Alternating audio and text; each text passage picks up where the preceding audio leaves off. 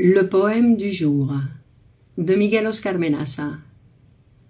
Pour que quelque chose naisse, quelque chose doit cesser de vivre, ou la nouvelle loi des migrations. Maintenant, il faut grandir. Cela veut dire s'entraîner avec une volonté féconde pour pouvoir, dans quelques années, savoir vivre, aimer, dans un autre monde. Maintenant, il faut grandir, dévier nos principes, emprisonner nos passions, les rendre supportables, et si un jour je sens une pulsation étrange qui en me libérant me condamne, je dirai non, 1000 fois non. Maintenant il faut grandir, comprendre la valeur de l'argent. L'argent peut, quand il veut, d'un seul coup, annihiler toute vertu, féconder le néant, embellir avec des fleurs le désert et faire de l'homme et de la pierre deux amants parfaits. Maintenant il faut grandir, se laisser porter par le contrat, connaître à fond nos sentiments pour les abandonner. Ne jamais prendre pour excuse dans le travail un amour, parce qu'ils m'enlèveront l'amour et ils ne me donneront pas un sou. Maintenant il faut grandir. Cela veut dire maintenant il faut se reposer. Je n'ai rien pu trouver nulle part, ni amour, ni avantage, ni pain, ni solitude. C'est pour cela que je me condamne à écrire un poème. Un poème d'un homme qui a déjà tout eu et qui désire rêver. Un poème d'un homme qui rêve toute la journée mais ne peut pas aimer. Ou l'histoire d'un homme qui, en travaillant dur pendant 20 ans, a pu enfin prendre des vacances. Ou cet homme qui aimait seulement sa mère et qui a eu un tragique accident en mer.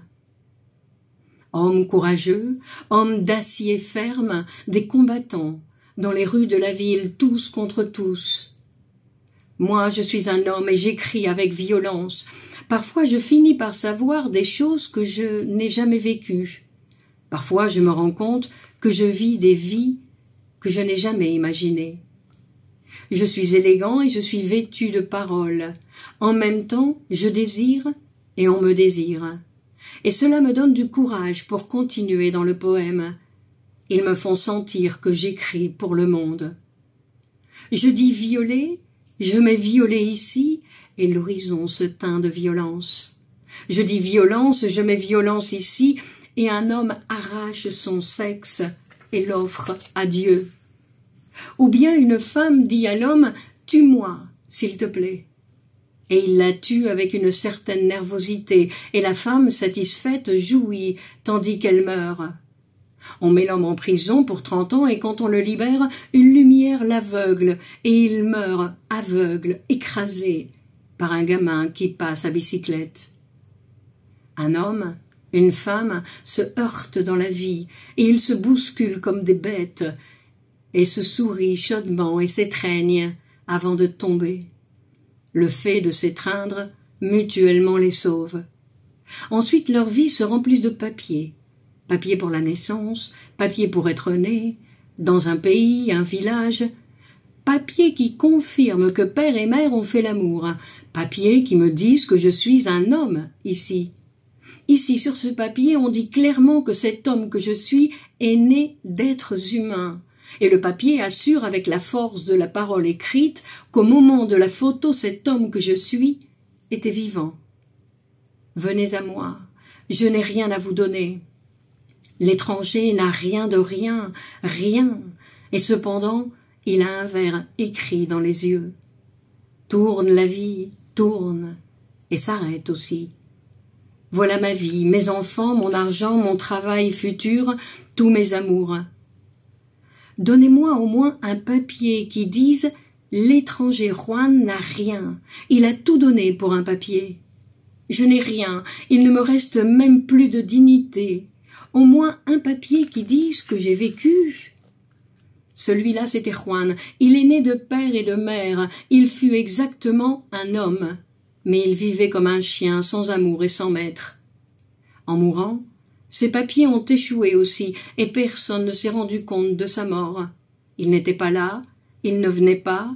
On l'aurait engagé, mais personne ne pouvait penser qu'il était mort. Des papiers, donnez-moi des papiers, je suis la femme de la vallée où la radiation mangeait voracement les oiseaux. Je porte sur mon corps des marques de l'explosion. Les chars sauvages de la guerre, à l'aube, ont traversé notre corps. Ils nous ont même quitté l'âme. Nous avons été brûlées vives et cependant dans nos corps brille encore la caresse du bien-aimé en partant. J'ai les lèvres rongées par le sel de la vie et cependant quand il revient, doux est le baiser du bien-aimé, même s'il part à nouveau. Christ et déité, quand il passait par mon village, ne pouvaient trouver de consolation en voyant ce qui s'y passait. Caïn, l'assassin, était vivant, et Abel, de temps rêve, était hors d'atteinte.